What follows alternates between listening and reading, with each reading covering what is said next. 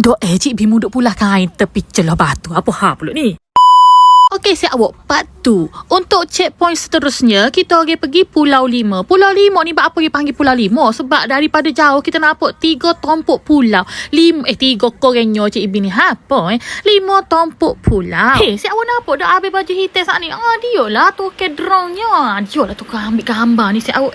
Janganlah tengah duk main lopak-lopak bitel tu. Heret gi mari.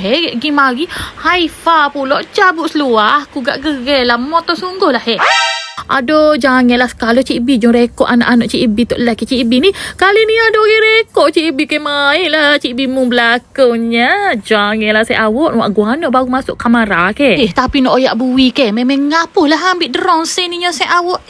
Lepas pada duk beraksi tu Cik Ibi ajak lah walik mugi buat aksi romantik lah saya awak. Hunggah-hunggah apa gepoh. Hunggah-hunggah gepoh semacam. Serabut aku dia main dengan tua kat lagu ni lah saya awak ni.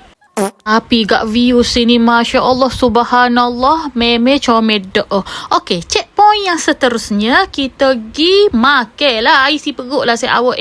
Lapar kentak dah ni. Kalau awak ambil package dengan company ni saya awak, dia akan sediakan nasi untuk lunch tau. Air mineral unlimited. Nasi dia sedap bukan nasi cak-cak air tu, nasi ayam. Janganlah sudah makan tu dah sejak gitu kita pergi checkpoint seterusnya berenang kura-kura laut katanya Rumi. Kali ni ada package drone jugalah. Cik Ibi tak ada nak ambil gambar mana lah dengan penyu-penyu ni si awak. Mugonya tengah berlakon. Janganlah si awak kena berlakon dalam air ni payah lah. Nasib baik lah bebek main kita adik kabik pun Cik Ibi tak ingat dah.